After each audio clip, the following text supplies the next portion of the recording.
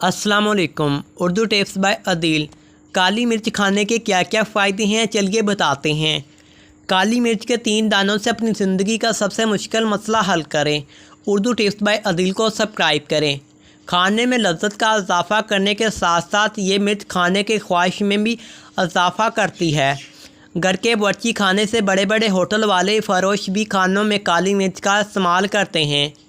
کالی مرچ ذائقہ بڑھانے سمت غذاؤں میں اہم جزو کی حیثیت سے استعمال ہوتی ہے۔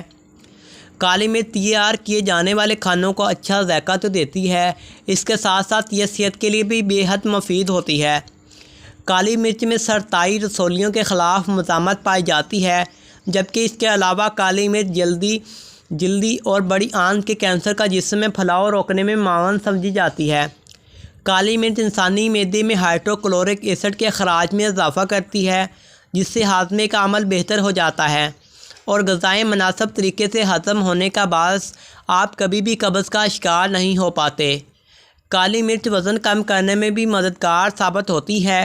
کالی مرچ کی اوپر والی تہہ اسے اجزاء سے بھرپور ہوتی ہے، جو چکنائی سے بھرپور خلیوں میں کمی واقع کرنے کا سبب بنتی ہے اور بہتر طور پر چربی کو گلانے کے لیے مسلسل توانائی فراہم کرتی ہے۔